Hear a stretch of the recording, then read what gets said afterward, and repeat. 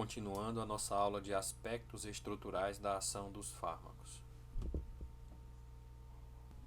Bem, o desenvolvimento de novos fármacos, ele deve considerar vários aspectos além daqueles que a gente tem tratado até agora. Até agora a gente tem tratado de características relacionadas praticamente de maneira exclusiva com a relação de formação de interações intermoleculares entre o fármaco e o alvo. E essa etapa está relacionada basicamente, como vocês já devem saber, com a fase farmacodinâmica do processo de interação fármaco-alvo.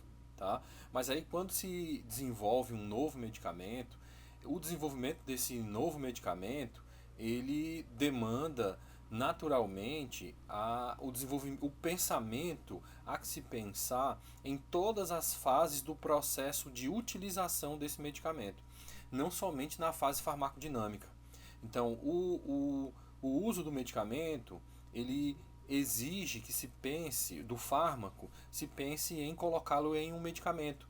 E dessa forma, o desenvolvimento também tem que pensar nessa fase.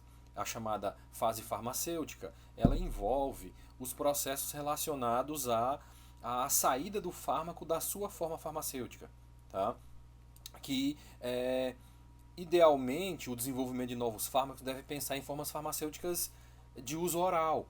E se essa forma farmacêutica de uso oral for, por exemplo, um comprimido, que é uma forma bastante desejável, a fase farmacêutica é crítica para o sucesso do funcionamento desse fármaco. Por quê? Porque antes de chegar ao alvo, o fármaco primeiro tem que desintegrar, desagregar, o fármaco não, o medicamento tem que desagregar, desintegrar e o fármaco tem que atingir uma etapa fundamental, que é a chamada dissolução, ou seja, ele sair da forma farmacêutica em que ele já está e ir para uma outra fase, uma fase líquida, na qual ele precisa ter um mínimo de solubilidade, ele tem que dissolver minimamente, para que posteriormente ele possa seguir para a primeira fase a primeira etapa da fase farmacocinética. Então, essa etapa da dissolução, que é aquele processo no qual o fármaco sai da forma farmacêutica, vamos pensar aí num comprimido, por exemplo,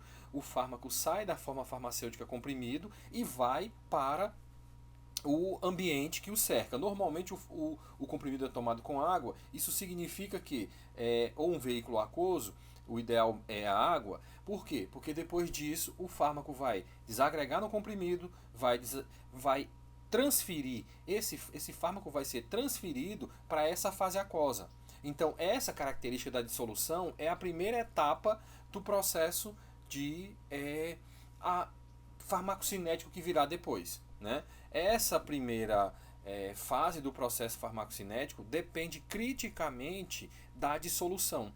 Se o fármaco não estiver em solução, ele não vai conseguir fazer a transferência de fase, ou seja, da fase aquosa para a fase lipofílica, que é representada pela membrana.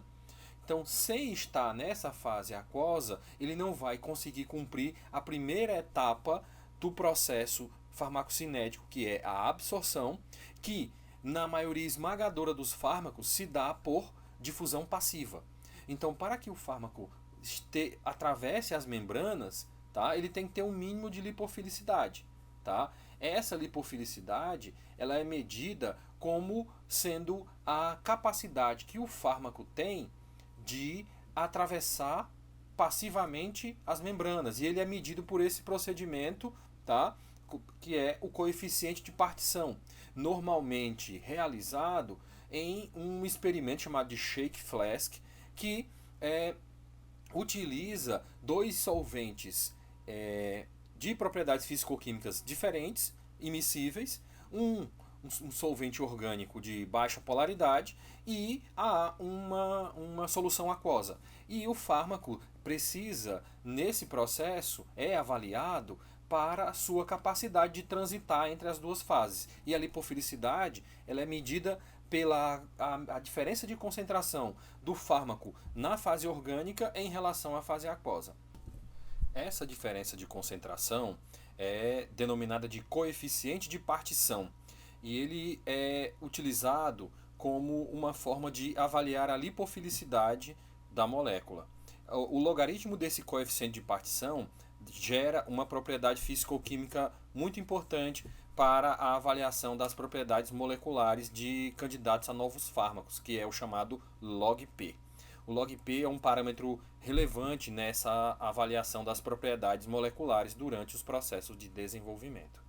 Para ilustrar essa importância do log-P, nós podemos ver aqui a estrutura dessas duas moléculas da classe dos digitálicos, né?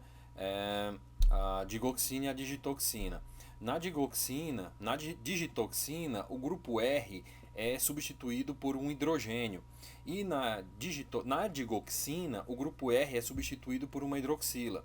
Vejamos aqui o efeito disso no coeficiente de partição da molécula. Claramente o coeficiente de partição da molécula muda. Além disso, a absorção intestinal também muda. E muda como? A inserção da hidroxila reduziu a lipofilicidade da molécula, reduziu o coeficiente de partição da molécula e, por consequência, também reduziu a capacidade de absorção intestinal da molécula. O próprio log-P ele tem uma faixa ótima. Essa faixa ótima pode ser vista nesse gráfico logo acima da figura e ela varia entre 1 e 3. O valor de log-P entre 1 e 3 é a faixa chamada faixa ideal, na qual o fármaco tanto tem capacidade de interagir com o ambiente mais hidrofílico, como também tem a lipofilicidade suficiente para atravessar passivamente as membranas plasmáticas, garantindo assim uma boa primeira fase do processo farmacocinético, que é a absorção. O log-P dessa forma pode ser utilizado como um fator de previsão do comportamento farmacocinético inicial do fármaco em desenvolvimento. Então, o cálculo do log-P, que pode ser inclusive feito por algoritmos computacionais, é uma ferramenta importante na predição das capacidades físico-químicas de uma molécula em desenvolvimento. A lipofilicidade de uma molécula é, dessa forma, um parâmetro crítico a ser considerado durante o processo de desenvolvimento de um novo fármaco. E nós podemos ver isso numa outra propriedade físico-química importante das moléculas, que é o pKa. O pKa se transforma em uma propriedade físico-química crítica para o funcionamento dos fármacos, porque muitas das moléculas que são utilizadas como fármacos nos medicamentos ou são ácidos ou são bases. Então, em diferentes pHs, essas moléculas acabam apresentando diferentes comportamentos. E o pKa ele expressa esse comportamento de dissociação ou de associação do ácido ou da base, respectivamente. Então, nos pHs fisiológicos, a maioria dos ácidos e das bases ou está dissociada ou está protonada, respectivamente. Então, em muitas situações, e a depender do pH do ambiente, um determinado fármaco que foi construído neutro, ele passa a ficar ionizado. E se isso acontecer, essa ionização pode gerar alteração do comportamento dessa molécula quando se considera um aspecto fundamental. Para chegar ao local de ação, o fármaco vai ter que atravessar membranas. E para ele fazer isso, ele precisa ter lipofilicidade. Então, se o fármaco ioniza, ele tende a interagir mais com moléculas de água, tende a ser solvatado em maior quantidade, seja ele um fármaco ácido ou um fármaco básico. E dessa forma, ele vai ter bastante dificuldade para atravessar as membranas quando comparado com a sua forma neutra. Então, há basicamente três pHs muito distintos nos sistemas biológicos a considerar. É claro que tem várias outras faixas, mas nós precisamos considerar durante o processo de desenvolvimento de um novo fármaco três faixas que são críticas. A faixa de pH estomacal, que é o primeiro contato do fármaco, é onde ele vai desagregar e vai, em tese, sair da fase comprimido para a fase aquosa subjacente. Nós temos também o pH intestinal, que é o local primário de absorção da maioria dos fármacos, e o sangue, né? Então, cada uma dessas faixas, desses líquidos, desses ambientes, ele tem uma faixa própria de pH. E essa faixa própria tem diferenças bem consideráveis. O pH do estômago ele varia em torno de 1, o pH do intestino ele varia ali pouco em torno de 5, tá?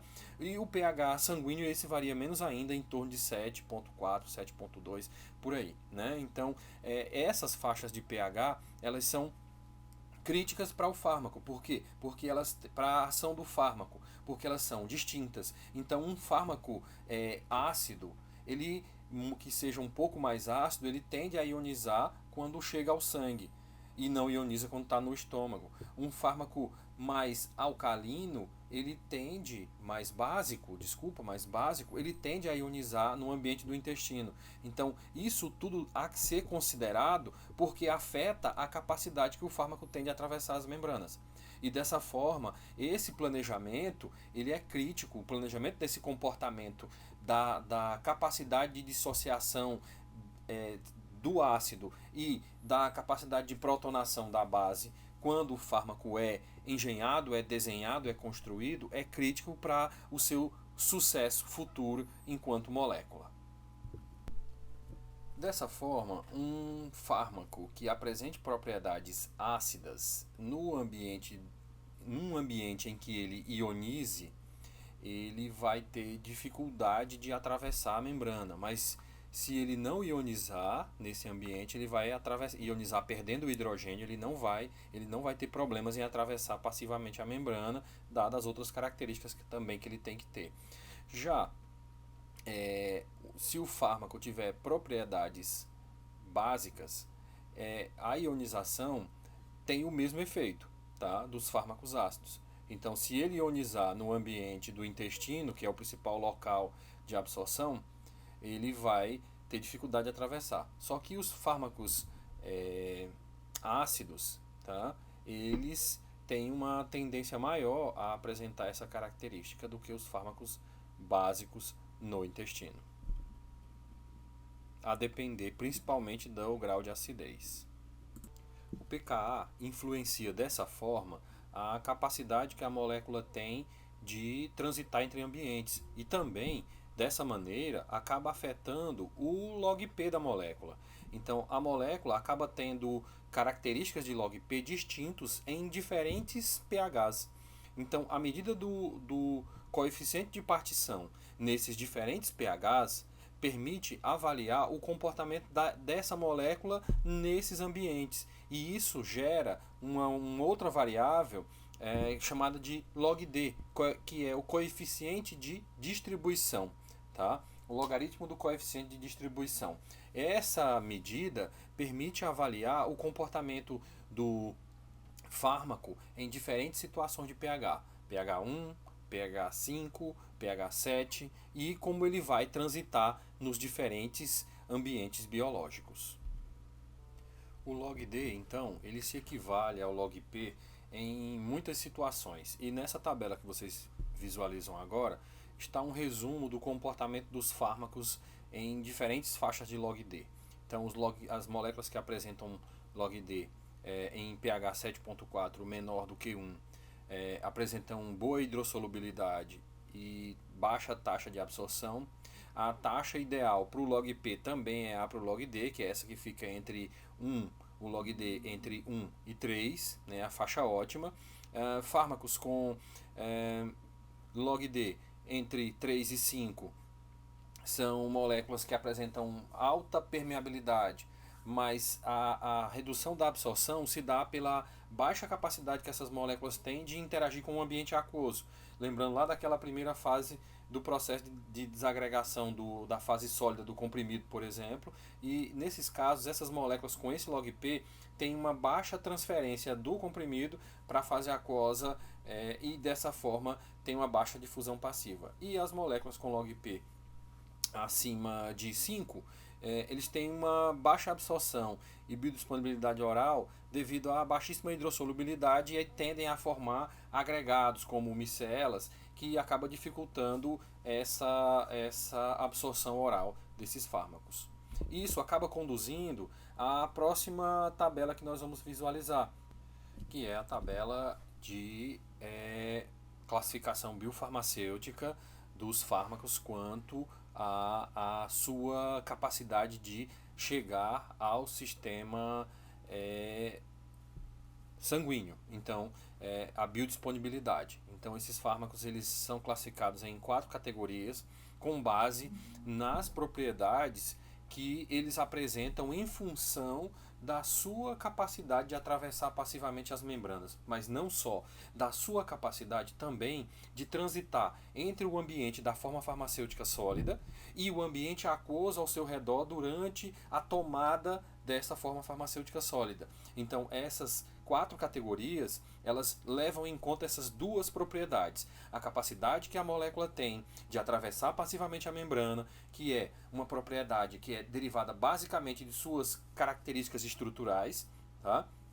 E a capacidade que essa molécula tem de sair do comprimido, da forma farmacêutica, para o ambiente ao seu redor. Esse processo chama-se dissolução. São aquelas duas fases lá do processo biofarmacêutico: a desintegração, a desagregação e a dissolução, né? Então, essas duas fases são críticas para o processo de absorção do fármaco e acabam sendo responsáveis por esse sistema de classificação.